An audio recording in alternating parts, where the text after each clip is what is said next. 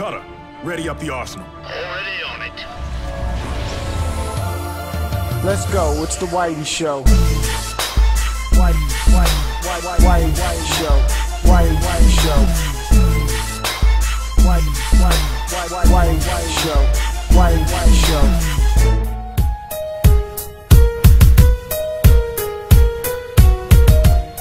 So the story starts off with our main character, Emmett, who has these like glowy green eyes and this weird shaped glowing arm, and he seems to be like half alien at first, but as the story goes on you learn why he is Mr. Glowy.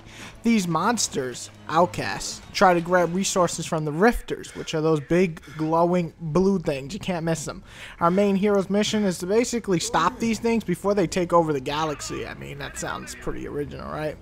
Not really. The story follows the same routine you've seen 100 times. Guy must save the world and only he can because he has special powers and he's a rogue agent. Story wouldn't be a problem though if there was some sort of connection with these characters, but honestly no one gives a shit about any of these characters in the game, or at least I would hope so if you actually care about character development. Nah, nothing handy.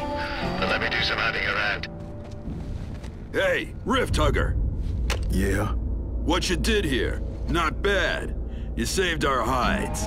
We owe you. The brothers' connection should have brought some emotional weight to the story. Instead, I'm just kind of sitting there waiting till the cutscene is done with to get past it and into the gameplay. Even so, the stylish way the cutscenes are actually done are pretty amazing. They look almost comic cel shaded like, and it's neat to see that the stages in the comic and how they look change into the actual levels. The cutscenes actually remind me a lot of Infamous in a lot of ways. I just wish the story itself was as captivating, but sadly it comes off as a side story while it's a main story, if that makes sense. Years ago to the Outcast. I have heard that it's still standing, but I don't got an inkling if it'll fire up for you. Being that it's the last...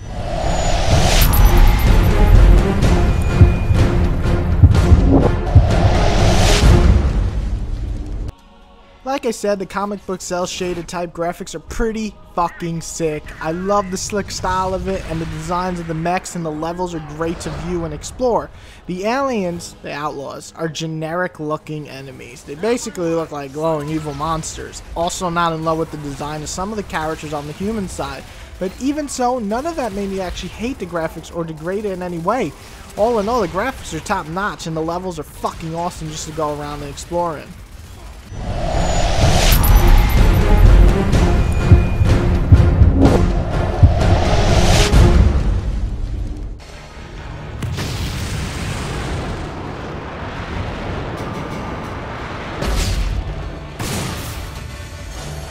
Warhawk was a fun multiplayer game, so when Starhawk was announced, I was eager to see what, product we would get. Right off the bat, Starhawk tries to combine two major genres in one, a strategy tower defense genre with a third-person shooting genre. The result? A pretty freaking awesome game. The majority of single-player levels consist of you defending something by building structures to protect it. On top of that, you use an arsenal of weapons to blast away the outlaws. The switch is still a level up. The schematics show a ladder. See if you can find it. The building structure is simple enough. Click triangle and set up a certain structure to help defend. From building a bunker to building a Hawk station and taking little mechs for a ride, you can build turrets to anti-air turrets, watchtowers, and supply towers. Really, the game gives you enough structures to mess around and try different ideas in different situations, and the game will present you with plenty of different situations.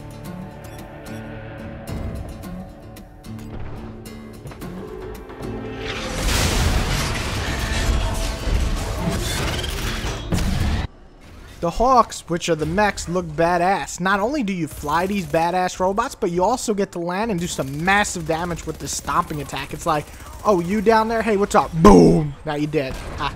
If you don't want to do some footwork, you get it? Footwork is whatever. You can shoot them to death with your machine guns. Duh. Now, in the air combat, it is pretty awesome to look at, but it's a little too fast for me. I'll be honest, I've never been good at a flying game, so it probably doesn't help much in this situation, but I always find the controls in this game a little difficult to actually maneuver around in. They drive me insane in they did drive me insane in Warhawk, and with that 6-axis, I don't know what they were thinking or what drugs they were on, but yeah, that game drove me crazy with the 6-axis controllers. Now, There are regular controls in this game that are far better than that, but it's just not perfect, and it's still hard to turn at times. It's still hard to keep up with enemies, and you know, it just kind of gives you a little what the fuck, or I can't keep up, but maybe that's just me.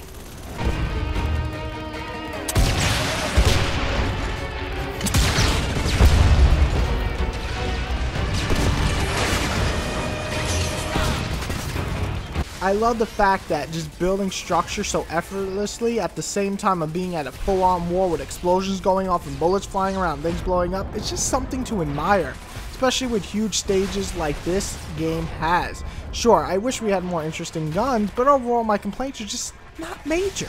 The game is very solid for what it's going for, and that's something you gotta give Lightbox, the developers, credit for.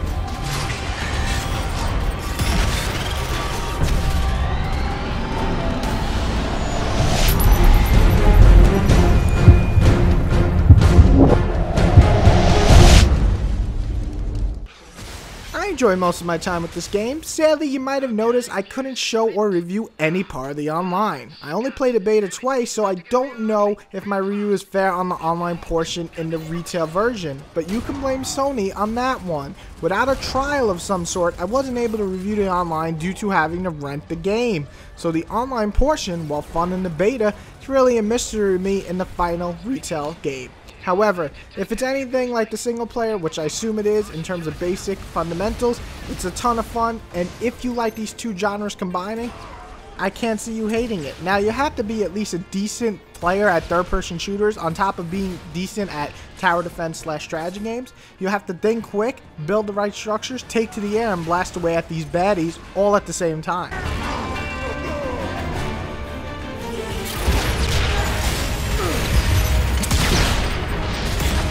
I don't think Starhawk is revolutionary, especially with a weak story and some iffy controls at times, but I will admit that I think it's a great game in the sense that it combines two genres really well and remains to be a lot of fun. It's not easy to achieve, my friends. You will have to use your mind a little bit more than you're used to in most shooters, but once you do and get a handle on it, I'm sure you'll enjoy Starhawk as much as I did. I give it an 8 out of 10 and hope to see more from Lightbox.